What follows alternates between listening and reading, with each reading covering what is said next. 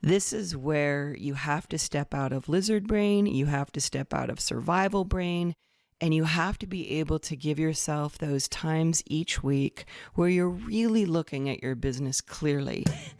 Welcome to the Soul Sourced Podcast, unconventional business advice for the highly creative, secretly sensitive, and wildly ambitious entrepreneur. I'm your host, Christine Kane. Let's do this.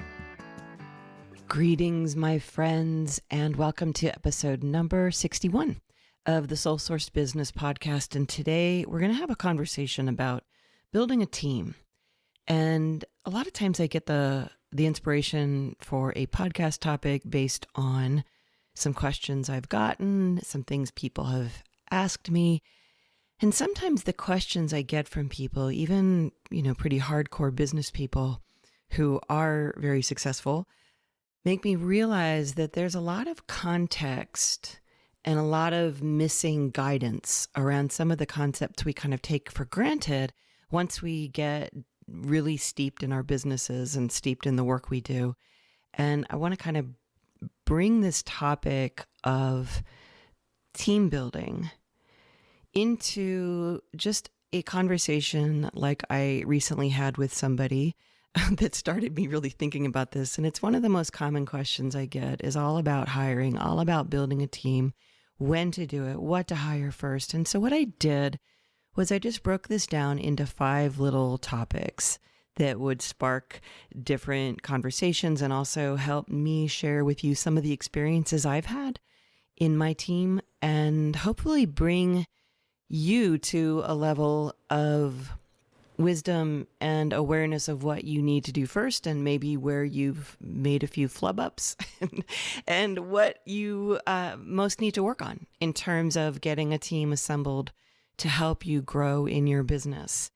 And where I'm going to start is one of the things that kind of knocked me upside the head. This was back when I was still a musician and I was hearing an entrepreneur talk. I was at an event and I was there as a musician and I heard this person who had several companies simply say during her talk, she said, if you don't have time, you need a team. And I love that. I really do love that. But I've now had a lot, many, many years since then of building a team, of growing a business, and of taking that fearful step into investing in yourself enough to have somebody working for you. And it's brought that statement into a lot of context for me. But the first thing I would say when you hear someone say, if you don't have time, you need a team, is that if you don't have time also can mean, first off, before you start throwing money at that particular problem, you kind of always need to take a step back and say, all right, if I don't have time, the first thing we want to look at is what is falling between the cracks and what am I doing to contribute to that issue? Because if you don't have time, it could mean that you have a bit of ADHD. If you don't have time, it could mean that you're farting around on Facebook a lot. If you don't have time, it could mean you're procrastinating because the work you need to do is a little scary and uncertain to you. If you don't have time, it could mean so many other things. Too often you get a statement like that, and we quick starts, we entrepreneurs who are very quick starty and very in the moment, we love those statements. It just makes us excited, like, oh, there's my problem. I need a team. And so we end up multiplying our problems because we start throwing money at them. And then we haven't learned how to manage ourselves. We haven't learned how to think about our business. And next thing we know, we have somebody there to witness that catastrophe that is us trying to run a business. And then we feel more pressure and we create so much more complexity. And so if you don't have time, if you are really, really struggling with time management, the first place I would start would be to look at the kinds of things you do, meaning really looking at how you spend your time each day and go back to the podcast I did on the 5 energies, use your words, Christine, on the 5 energies of the entrepreneur and really see the kind of work you're doing, because there is so much misinformation and so many misconceptions that we, especially when you're a solo entrepreneur, that we have about what it takes to build a team and even what a team is. And so you not having time is not the same as me not having time. It's not the same as your peer out there who doesn't have time. Time is this weird thing that we all struggle. We make into this big, huge struggle, and we make productivity our big, huge thing. And you really have to look at what are the kinds of activities that you're doing. Now, when it comes to hiring and when it comes to building a team, this is where you have to step out of lizard brain, you have to step out of survival brain, and you have to be able to give yourself those times each week where you're really looking at your business clearly. You're not coming to this question of hiring from a place of panic, from a place of fear, from a place of, self-loathing. And you have to really get yourself to that place of neutral where you're thinking very clearly. And so that's hopefully what I'm helping you do here. So like I said, I have these 5 areas I want to speak to, and each one of them is going to kind of bring out its own context, hopefully, that lets you think about your business and your hiring needs more with more awareness, I would say. The first thing I want to talk about is what is a team even? Like, what does that even mean? And the reason I'm bringing this out is because I'm in different masterminds and I support different people and I get supported by different people, but I was in a group of people, and in that group, there is a #1 New York Times bestselling author. So this is not somebody who doesn't know business and who doesn't have success under her belt. But she, at one point, was listening to us have a conversation, a group of us have a conversation about teams. And she just blurted out, she just said, you guys, what is a team? Like, when you say team, what do you even mean? And I loved the question because it's something that we all just toss around, this idea of team, and some people aren't even sure what it looks like. So when I first started thinking about teams, I was, as a musician, really in that mentality of it's just me against the world, and just me trying to figure out what to do and calling people up and trying to get gigs. And I never once really considered that this thing that I did, this art, this service, was even worthy of being an entity that would be a business, that would have a team, that would have anyone supporting me. And so a team is pretty much anyone around you who supports the work you do or supports you so that you can do the work you do. So to that end, if you have a housekeeper, that person's on your team. I know it might seem like a ridiculous stretch, but if that eliminates you having to do work so that you can focus on your art, your message, your marketing, that person's on your team. If you have a bookkeeper, that person's on your team. If you have an accountant, that person's on your team. And then we move into things like personal assistants. We move into an executive assistant, a VA, a virtual assistant, whatever that might be. You start building your team. But I think what's a really key thing to consider here is your mentality about it. It's not just I'm hiring a random this and I'm hiring a random that. You really have to step into it and be the core of this thing you call your business, and really start to look at your team as everyone is contributing to you being able to do your genius work in the world. And that's really key and crucial, because too many of us, our genius work is stuff that's the hardest to sit down and do.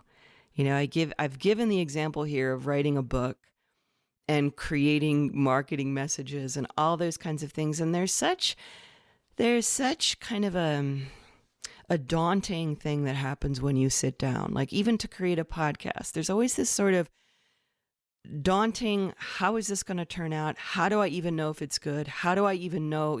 There's so many questions about it. And so what can happen is you don't look at this as genius work. You just look at it as terror work or work I never want to do. And it's so much easier to sit down, go downstairs or go over to your kitchen or whatever it is and get lost in the housekeeping stuff or in stuff that can feel like it's done when it's done.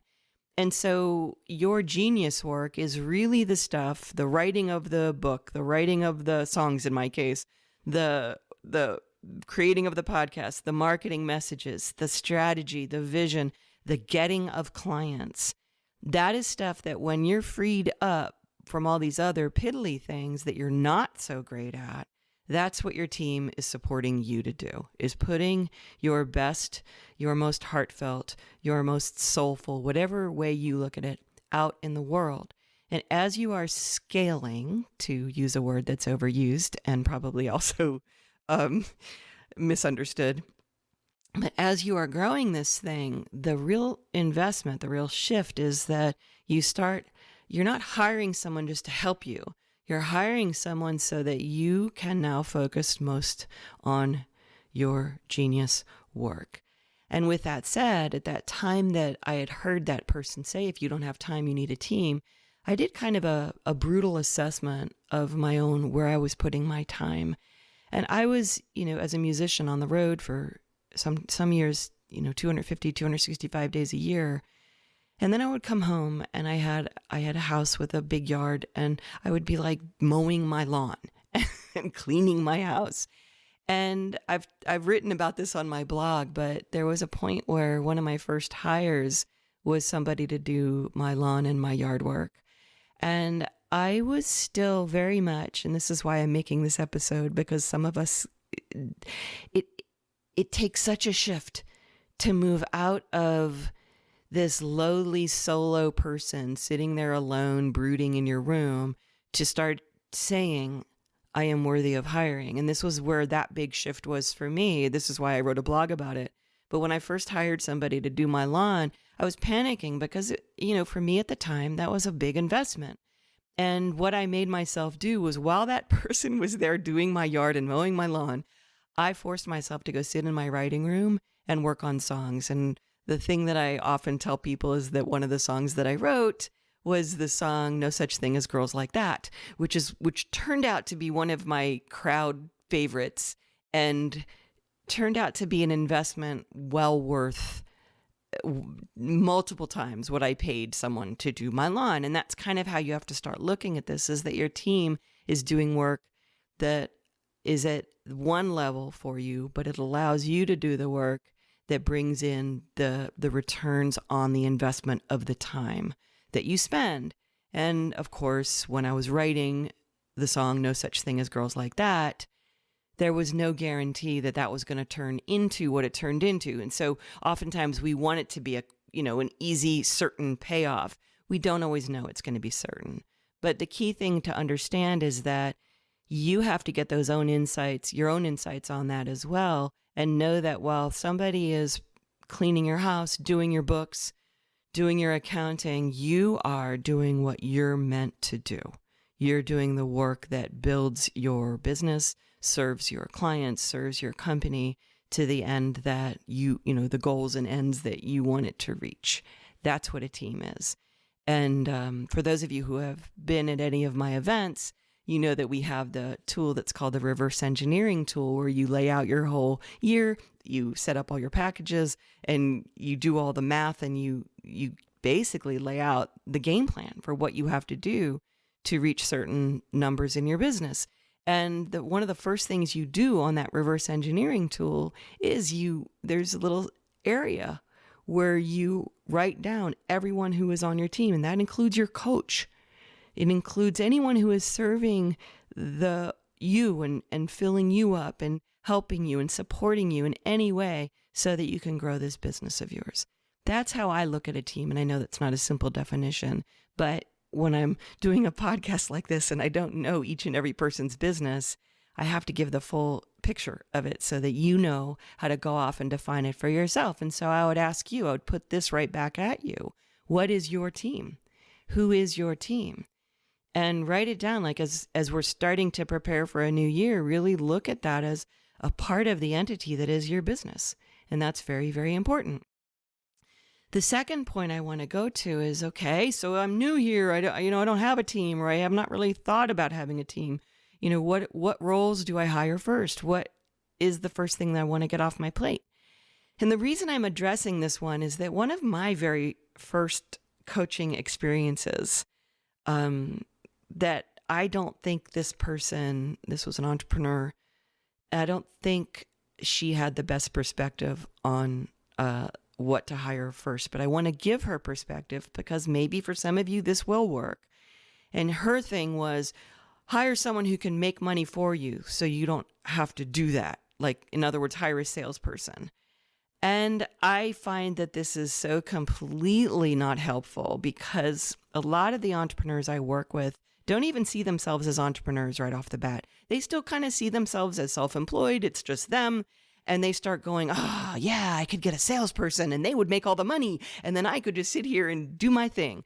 And I find that unless you are very good at training a sales team, unless you know sales inside and out and you know how to train somebody to do that, then I don't think that's very good advice. I think it might work in the corporate world to get a sales team rolling. I think it might work once you've grown yourself to where you have a team and you've been doing the work and you can get a sales team. We've done that at Uplevel. I don't do it anymore because it's just not where we're at, but we have had a sales team of 3 different people, but they came trained and they were costly for that very reason. And they knew what they were doing. But I actually, in terms of what role to hire first, especially since many of my listeners are, whether or not they have a team or whether or not they have a company or whether or not they're just getting started, this is something that they still struggle with. And in terms of what to offload first, I really do think it's as basic as when you say, when you don't have time, look at the ways you putter away at your time, meaning all the things that you do, like raking your leaves, or I guess everyone blows their leaves now, but no one rakes anymore, damn it. Doing your leaves, doing your lawn, cleaning the kitchen, cleaning your whole house. Those are things that we all can do, but we tend to use as procrastination. And so we end up not doing the work we're really, really meant to do to share with the world.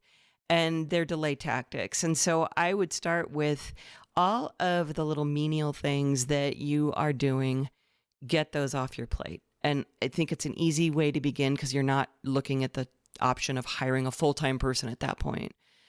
I also think any of the admin kind of stuff that's just tedious for you, that would be a great place to start. But what I would say 90% of my clients when they first begin with me, the first question I have for them is, do you have an accountant? And the second question is, do you have a bookkeeper? And even when I work with clients who, maybe they're consultants now, but they've been an accountant, or they're very good at accounting, or they're good at bookkeeping, they know how to do it. What I find is that when we probe deeper, it tends to be this thing that weighs on them. They dread it. They don't do it. And they're probably not the best person to do it. And it's not their genius work.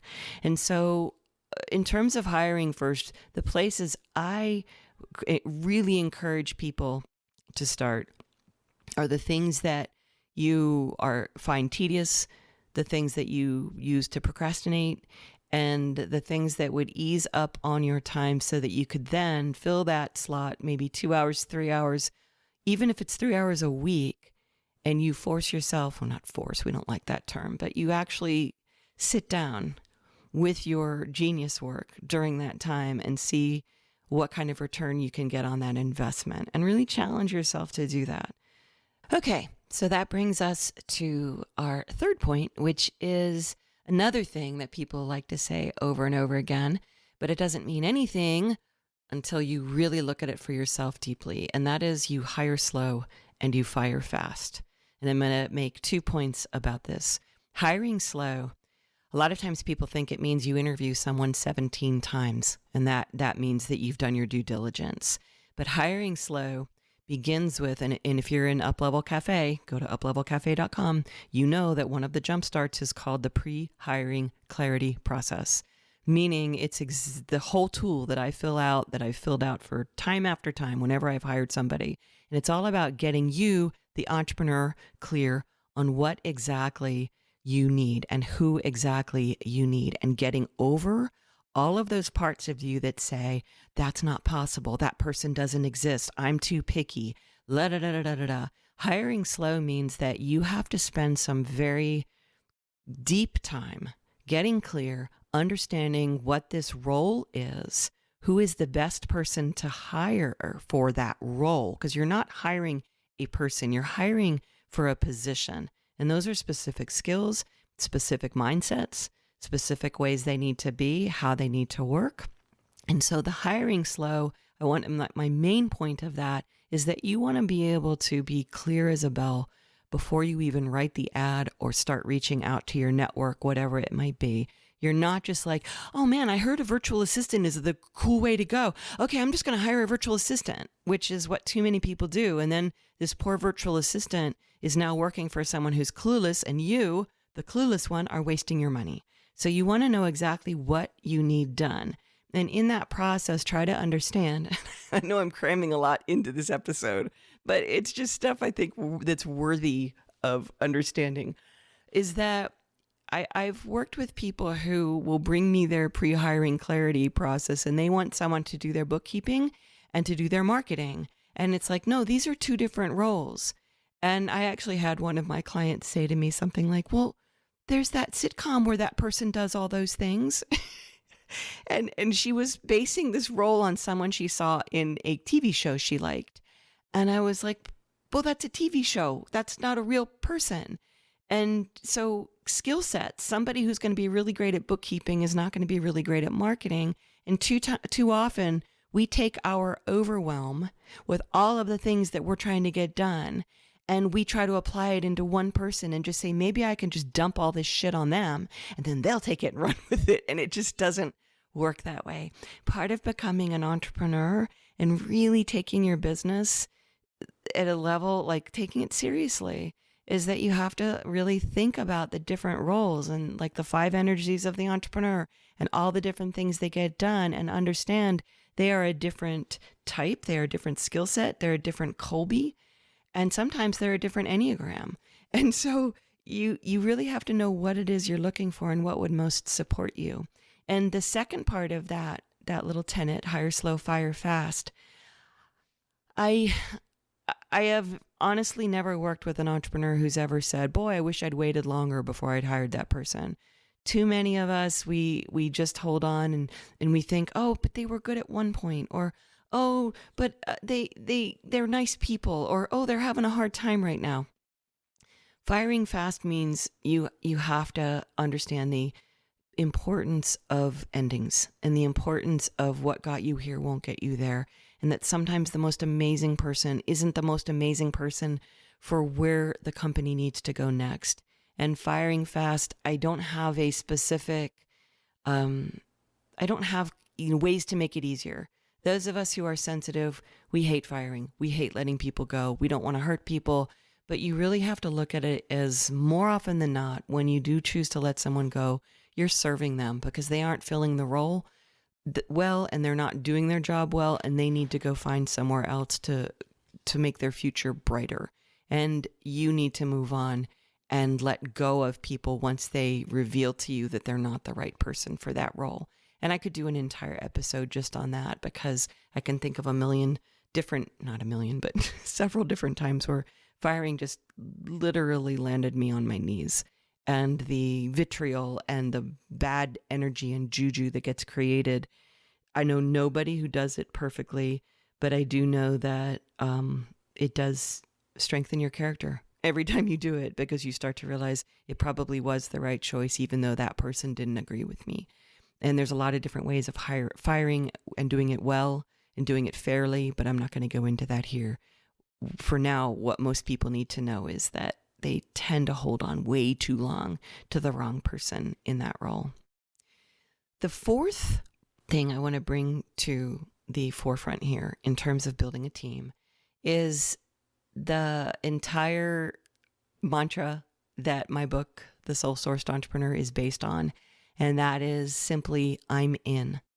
And why I'm in is so important when it comes to building a team is that most people think, I'm going to just get this shit off my plate and you go do it and I don't have to deal with you.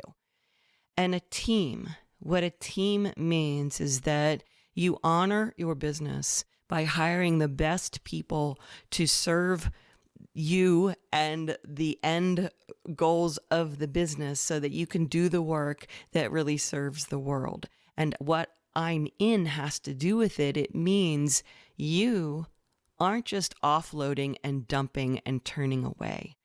Delegating is not avoiding. Delegating is not drive-by delegating. Really having a team requires engagement from you. So I have had so many people say to me, or even I've had clients even try to hire people from my team, and even some successfully, and they look at it like, oh, I want that person. I want a person on my team like your person. What they don't realize is the amount of training that goes on. Like a lot of times the people who came to my team didn't come wired up to be that person. It required my engagement. So I have this sort of, when I first hire people, I really do believe that it's great that's when you be the micromanager. And it takes an enormous amount of your energy to train them on who you are, on what this company is about, what your values are. And like, if you have programs or any kind of trainings, make them do it, pay them to do it, give them books to read. I don't necessarily think you need to pay people to read books, but hopefully the people you hire want to read those books and want to serve the end results of your company. And so I'm in means you're going to have to be prepared to be very engaged with the people you hire. I've trained, when we had 9 people on our team, I sent them all off to learn the Colbys. I sent them off for team trainings. I invested a lot of money in the people who were on my team because I wanted them to be able to grow, and I wanted them to have worked for me and learned a lot, both, about themselves and also about what it means to be on a team and what it means to serve a company and feel seen. And I didn't do it great, but I do know that I was super and am super engaged. Our team is much smaller now because we've moved more to contractors versus employees. But anytime you have someone on your team, what I'm in means is that what I would plan on is seeing your team, seeing the people who are on your team as if they are your customer, only these are internal customers. And internal customers meaning you have to educate them on what you're all about and what you believe in and what your values are and things that you don't do and things that you do. And like if you have somebody helping you out with social media, you don't just say, hey, do my social media and then get pissed off because they post something you don't like. You have to really engage with them, have meetings with them, have them show you the things they came up with. And this can be tiring for you, especially if you're already serving clients and customers and dealing with IT issues or whatever else might come up. And this is why having a business really requires that mantra, I'm in. And it's what I based the entire Soul Sourced Entrepreneur on, is what it looks like to really own a company and to really engage even as a sensitive person. And so having a team means you being super engaged with them and you looking at your team as somebody who is almost like a customer and as valuable as a customer, because that makes them better at serving your customers. And the thing that I love, like with my team, we had regular meetings. I made everybody on my team read The 5 Dysfunctions of a Team by Patrick Lencioni. I made them read Death by Meeting by Patrick Lencioni. Those are 2 really great books. And we had a whole meeting sequence and we set up so that everybody started to understand what marketing looked like. Anytime we had a customer breakthrough, the whole team heard about it. It wasn't just I shared it with my coaches. My IT person heard about it. And so what started to happen is everybody became a contributor because I made sure the whole team was engaged, and it's a lot. I will tell you, it takes a lot out of you. Now, if it's just you and a bookkeeper and an accountant, I'm not saying that you're going to be having team meetings with them necessarily. But I do think it's important.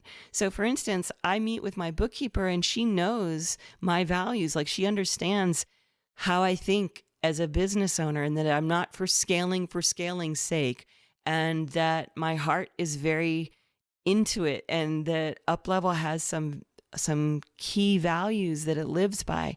And so everybody I meet with understands that. That's part of honoring your business and honoring that person as part of your team. And the last thing I want to bring up is a common question I get is, do I go with full-time people or do I do contractor people? And this completely depends on you. And I'm just going to do sort of my own experience share and let you know where I've landed with it, but give you some things to think about in terms of your choices with that. When I first started, I could not hire a full-time employee. I was not at a point where I had the ability to invest that much. And of course, that was when I was a musician. So I had a part-time person. Her main role was working for me, and I was not great at this then. I had to learn about hiring. And I think this is one thing I would add on as a little bonus point, is that the skill of being a team manager, even if you can ultimately offload to someone who is a good manager, the skill set of management, the skill sets we're talking here are stuff you have to learn. None of us are born understanding this. It really does take some communication skills. It takes self-awareness of you, and it takes understanding your business and honoring. I think really honoring yourself as a business owner, as a service provider. And in that way, you have to know that this is a learned kind of a thing. So back to full-time versus contractor. When I had employees, when I started, it was always part-time, and they weren't contractors at that point. I did have a little payroll going, and they did the payroll work. Like, my first assistant had to do her own payroll and learn the steps of doing that. One of the common things that any entrepreneur will tell you is that when you have a team that is full-time and everybody is fully engaged, you have a lot more buy-in. And you have, we had we still do, a 401k plan. My director of operations set everything up so that there were a lot of benefits and a lot of, reasons why someone would not just be engaged, but also financially engaged, because we're really serving them and we're supporting them in their lives and their lifestyles. And so you become like your own little economy when you start hiring full time. But there is a lot of administrative extra to do with that, which again, I think if you start to get to that point, it should be that person or an executive assistant or an operations person who is setting all that up. I don't want you to be spending all your time figuring out payroll and how to break all that down. That would be where your bookkeeper gets involved. But it starts to create overhead. And so when you have full-time employees, it starts to mean that now you have overhead and that your sales goals have to match that overhead. And this can be a little tricky because now there's that added pressure. If I'm going to keep this team here, I have to make a certain amount. And some people find that like an ugly reality that they don't want to have to do. But some businesses start to become so successful, it's not a difficult task, but you do have times where cash flow can be an issue. The easy thing about contractor services are that you can, say, okay, we're shutting down this, you're not needed anymore. You can, let them go at any time without any big, huge, feedback from them or any big problem. Contractors can work a certain number of hours. You have a lot more leniency and a lot more freedom when you have a contractor. What often happens, however, is that you don't have as much buy-in, or that's what a lot of people say. But I think that is really up to who you hire when it comes to a contractor. And again, that goes back to your pre-hiring clarity, the kind of person that you want, and that person's, I would call it their batteries included factor. How in are they? How in are you? How much are you willing to train them? And when you have a contractor, I think it's very important that you pay them to come to a regular meeting with you and that you show up fully prepared, or you have them show up fully prepared and you lay out your expectations for what the meeting is all about. And that way you're staying in tune and staying on track. And you can have an entire team of contractors and have a weekly cadence of meetings where you all meet, you all know what is expected of them that week. At the end of the week, you all report in, you use a tool like Slack to stay in touch and stay on track with each other. And again, hopefully at some point you can offload and delegate that level of management to someone else. But for those of you who are just starting off, I do think that having a team of contractors is a perfectly viable option. And I think it actually makes it much easier on you to grow your team. What I can say is that when I did decide, I made a conscious decision that I wanted to have a team of full-time people. This was way back in 2011, 2012.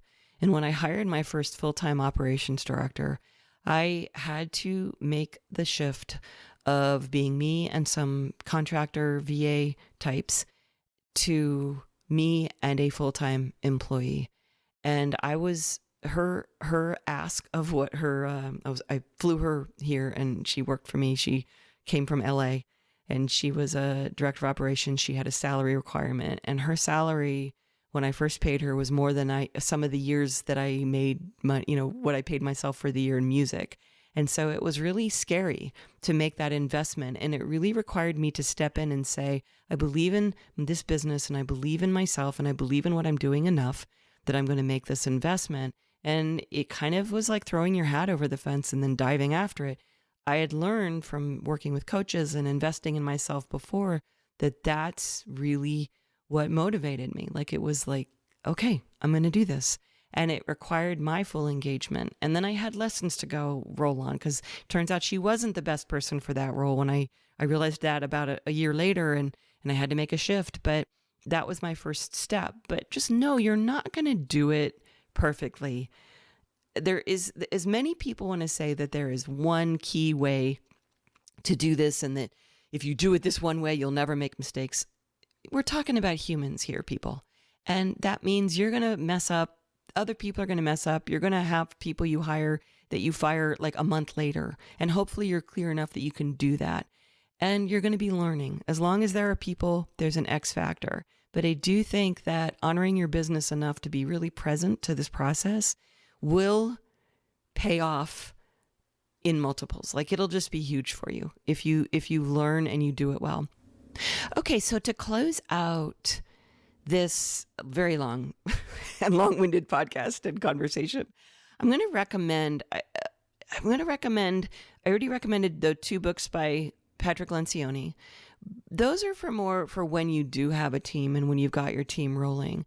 But one book that I do think is very good that will just give you a bit of perspective on what it takes to hire well is a book by Jeff Smart. And Jeff is spelled Geoff.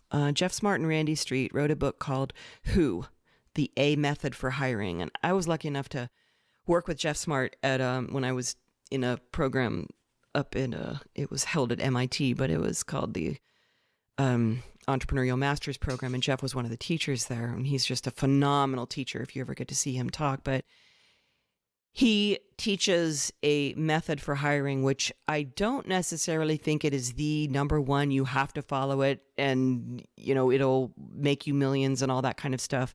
But what I like about it is that it shows you the amount of thought that goes into the hiring process when you do it well. It doesn't mean I'm saying follow every last little instruction in that book, but I do think it's a good book for looking at, wow, there's a lot that goes into hiring. But there's a lot of great books on hiring. I do like that one. For those of you who are in Uplevel Cafe or want to be in Uplevel Cafe, I really do. And I'm not trying to get all pushy with my own stuff, but the pre-hiring clarity tool, there's a jumpstart in the strategy track. I can't recommend that enough. I think it's the part of the process that most people ignore, is their own clarity on what exactly they're hiring. And this will get you very, very clear about what you're hiring and how to get ready to write the ad and how to write the ad based on that. And it's a very, very good training.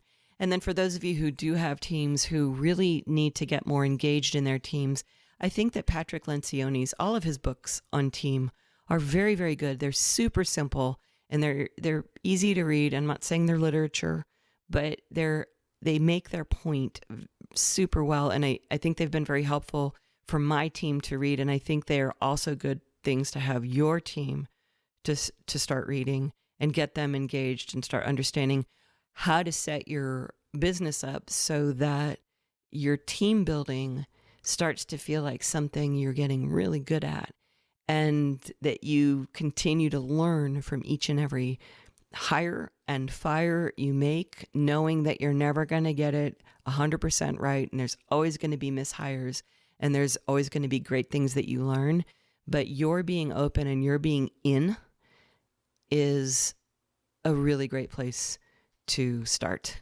And then lastly, honoring your business by really understanding that you have to own this thing and really stand fully in it. And to that end, I would recommend The Soul Sourced Entrepreneur, which is my book, which is on Amazon. And thank you for those of you who have bought it and for those of you who reviewed it. And that would be my ask today. If you have not decided to go over there to Amazon to leave a review, I would so love it if even one of you today would go and leave a review of The Soul Sourced Entrepreneur if you read it and got a lot out of it. And thanks for listening today. And I will see you on the next episode. We're dividing these up a little bit, by the way. I might be spacing them out a little bit more and as we close out this year, but you'll be getting another episode soon, and I will see you then. Thanks for listening. Staring at stars tonight, I've fallen in mid-flight, dropped in a moment from the sky. Another mistaken path, now I'm covered in dirt